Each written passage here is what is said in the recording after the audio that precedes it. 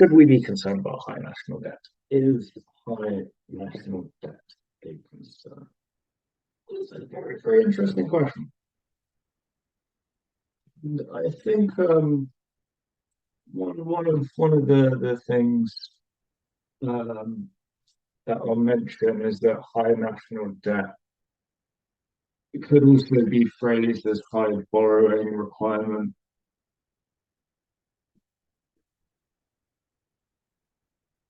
or a high fiscal deficit. Now, these would be very similar, but not identical questions. So, is high national debt a concern? Is the government having a high borrowing requirement or having to borrow a lot of money a concern? Is a high fiscal deficit a concern? Um, So just think as we kind of discussed last lesson, a fiscal deficit means you're going to need to borrow money. So the fiscal deficit is almost just how much you have to borrow each year, and a surplus is potentially how much you can pay back in a year. So in terms of deficit versus borrowing requirement, not too much difference there. High national debt is sort of again all the accumulated borrowing that you have to pay off. So again, there's a similarity there. But I think it's important to understand that, let's say you get a question, is a fiscal deficit a concern? Now, you could basically just use national debt arguments for that. And let me know, please, if this doesn't make sense, because a fiscal deficit just means more national debt, right? So a fiscal deficit leads to more national debt, therefore a fiscal deficit leads to the problem of national debt, which has its own set of problems. But you can't really go the other way around because of the relationship between a fiscal deficit and national debt. You can say fiscal deficit leads to national debt, and that's true, but it doesn't actually make sense to say national debt leads to fiscal deficit, if that makes sense. It only works the other way around, that if you get a fiscal deficit, you get more national debt. So let's crack into these main points then with that little sort of introductory thing out the way. So I'm going to set this up in the usual way, sort of thing, yes, and then we'll look at some evaluations on this slide. So national debt, why could it be a problem? So the I think really good easy point you can use for the UK is Gov may have to implement austerity policies. Anybody in the chat tell me what austerity policies means? You may not have heard the term before. So this fiscal policy for AO2 is associated with George Osborne in the post-2010 Conservative government, who brought in quite a lot of austerity policies. But can anyone tell me what is austerity policies? Harsh, good. Harsh has basically said it's about reducing the budget deficit. So yes, and I'm going to be very specific, and I think you should be too. If you're defining or describing austerity, austerity is either or. Let's wait. Let me think about how to phrase this so it makes the most sense. Either raising taxes and or, I think that and or is important, reducing spending with the objective of reducing the fiscal deficit or national debt. So it's quite a specific definition because the policy could be increasing taxes and or reducing spending. It could be just one or the other or both, right? So increasing taxes and or reducing spending, specifically with the intention to reduce the fiscal deficit or national debt. That is basically austerity. So it's a bit more specific, say, than just contractionary fiscal policy. So it's very similar to contractionary fiscal policy, but it's sort of like saying specifically doing this type of policy to reduce the national debt or to reduce the fiscal deficit. We call that austerity. Okay, so basically this is going to involve increasing taxes and or reducing government spending. And this is again should be one of your major points, I think, for the essay because of the UK's recent history of austerity policies, which gives you very easy AOT. But what I would like you guys to do, because I think this should be quite easy, is think about the problems this would cause and put that in the chat because you can get a lot of points for your essay just out of this idea.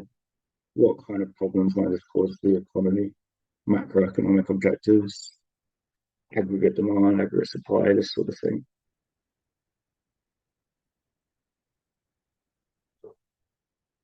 There's loads of possibilities here.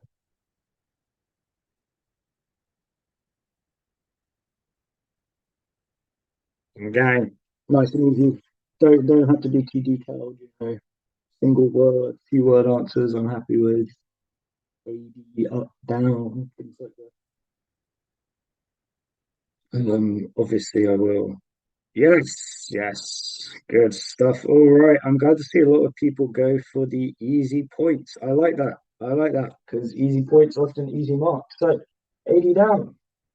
Right. Can anyone tell me what the consequences this will have in terms of, say, macroeconomic performance, living standards, things like this? Easy stuff, hopefully. And again, should be nice, simple, very short answers. Doesn't have to be super long. What's going to happen to GDP? What's going to happen to employment? What does this mean for standard living, etc., etc., etc. And again, hopefully, like you putting the answer in the chat is just a way for me to verify these basics. But hopefully, most of you can work without that. Anyway, so Dia has said, perfect. Unemployment, yes, more unemployment because there's going to be less output. You're going to be moving further away from full employment. So increased unemployment, reduced GDP, reduced standard of living. And there's some very interesting arguments you can make about equality here as well. And this was often a critique of conservative austerity policy in the UK from the left wing in the UK, is that think about it this way: if you reduce government spending, you are almost always going to hurt the poor more than the rich. And I've probably said this argument before. It's very simple.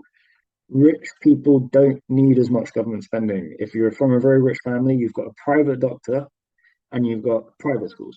So if the government reduces spending on healthcare and education, two of its main forms of spending, it doesn't make a difference to you. If you send your kids to a private school and you go to a private GP, it makes absolutely no difference to you what happens to funding, at least not directly, for public services. So reducing government spending is almost always more detrimental to the lower income groups in society who are more likely to need or to use public services. But my question to you guys is, how might an increase in taxes balance this out? So to clarify, reduce government spending, bad for poor people, not so bad for rich people, therefore bad for equality. How might increasing taxes balance this out?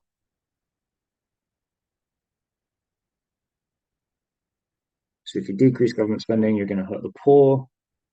But again, how might you, with this combination of austerity policies, sort of counteract that a little?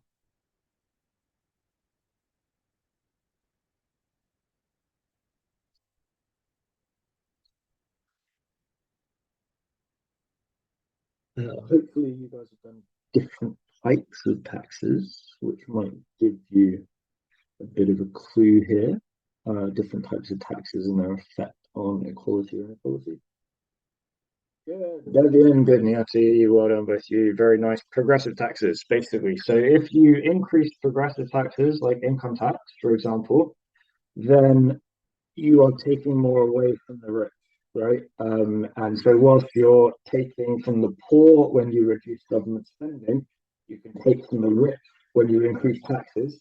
And sort of overall, that means that your austerity policy doesn't need to damage equality too much. I mean, everyone gets poorer, which is not ideal, but you're taking from the rich and from the poor, which is at least more equitable. you could say, right?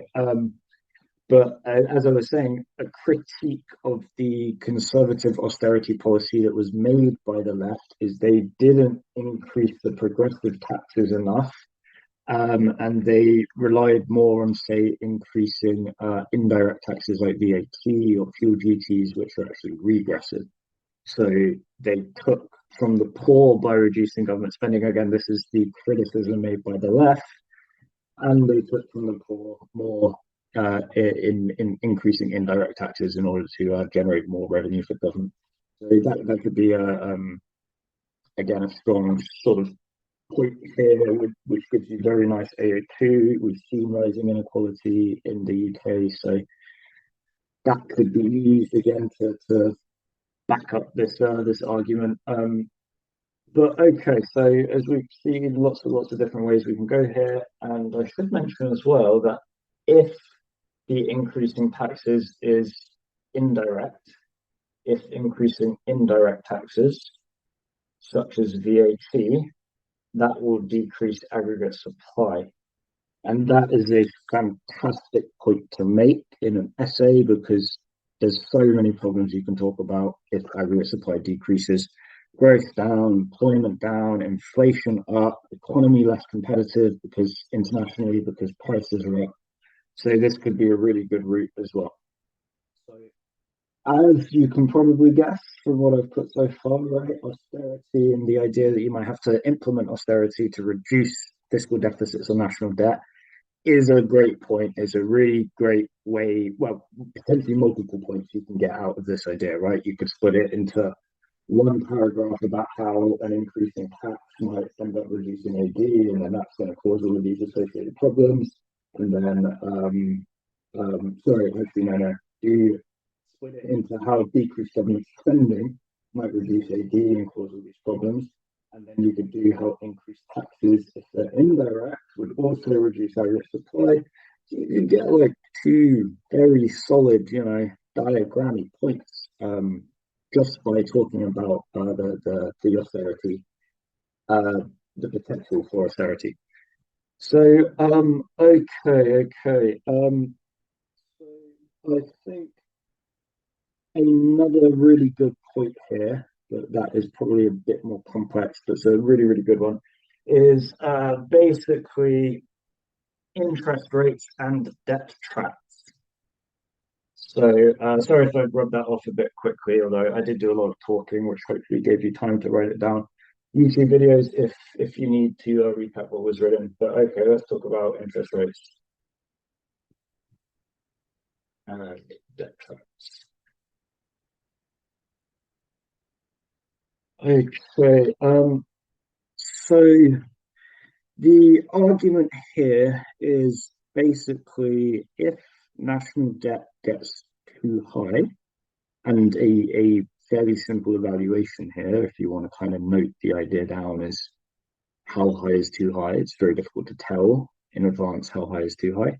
But if national debt gets too high, wherever that might be, investors or people who are basically lending the government the money in the first place, because remember, national debt is basically the government's accumulated borrowing from lenders, which could be governments in other countries, financial institutions, etc., etc.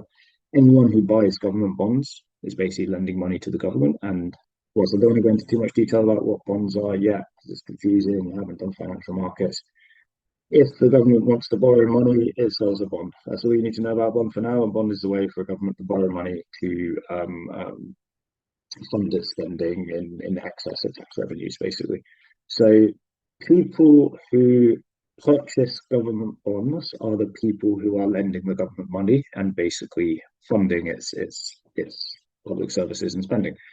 So the point is, if national debt is too high, these investors, these lenders, is probably a better term, are going to feel very worried, right, about the country's ability to pay it back.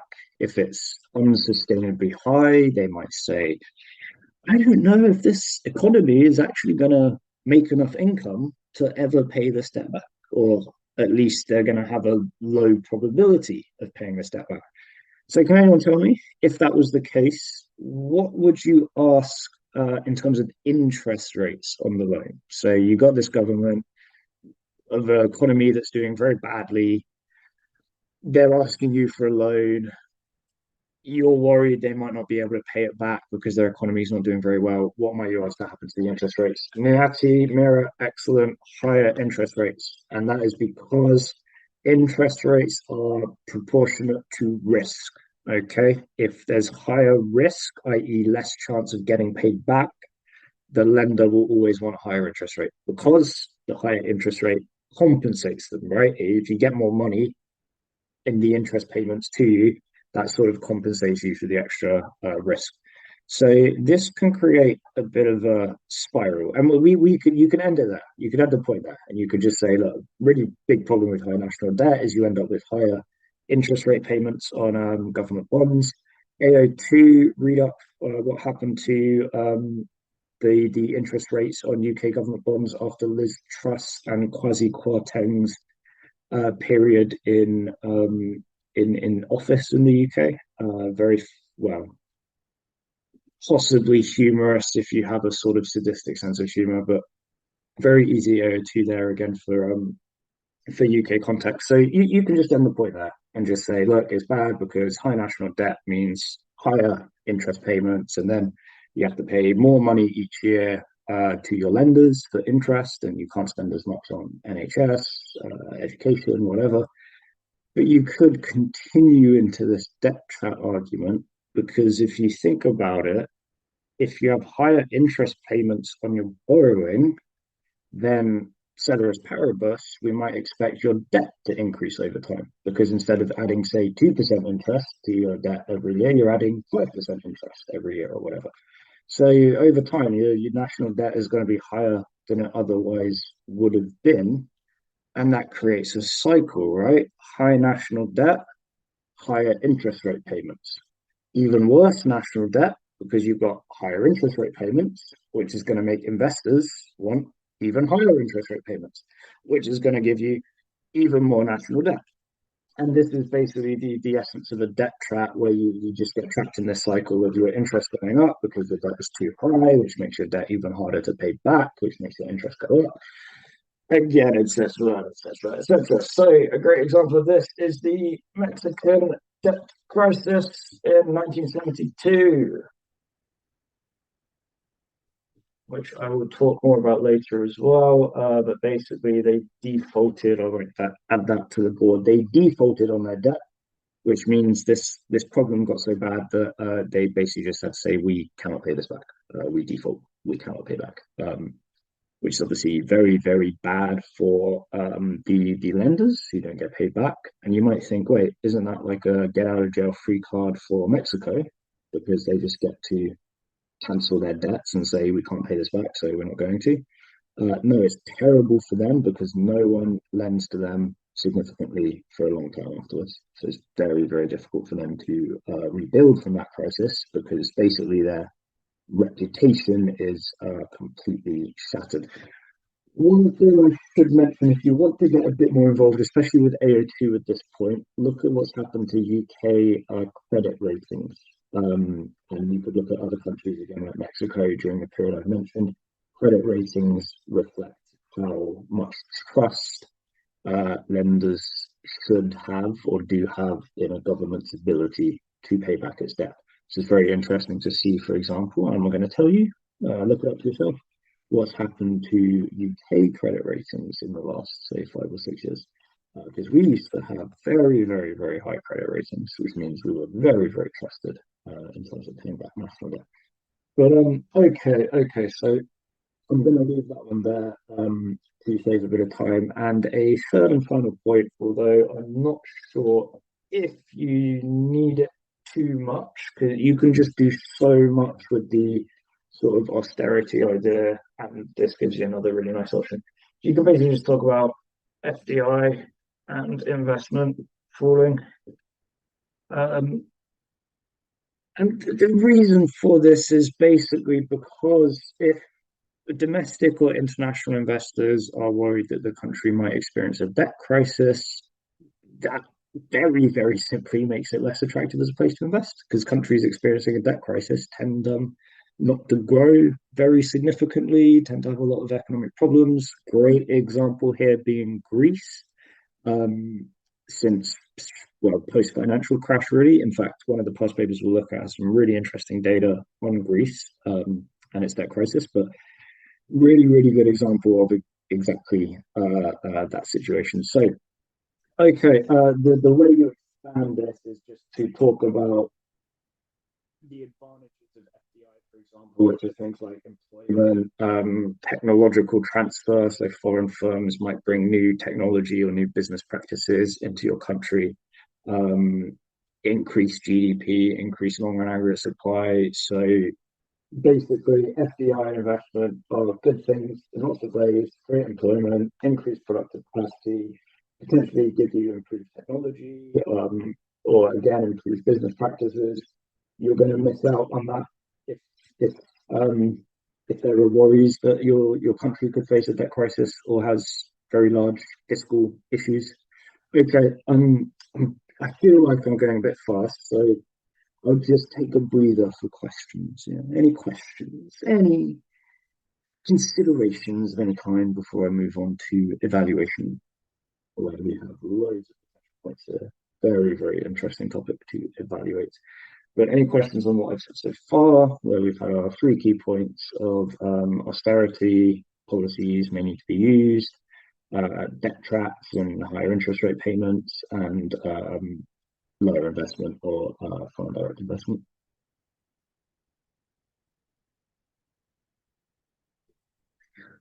No questions. All lovely and clear. I hope so. If anyone wants to do one of the past paper essays that we showed today as well, and send to me, I'll do what I've done before. First come, first serve. I'll give feedback if you guys want any of the essays we look at today. So I'll share the dates with you when we go through them. Happy to mark it. So, okay, all right. I'm assuming no questions. Let's get on to evaluation then.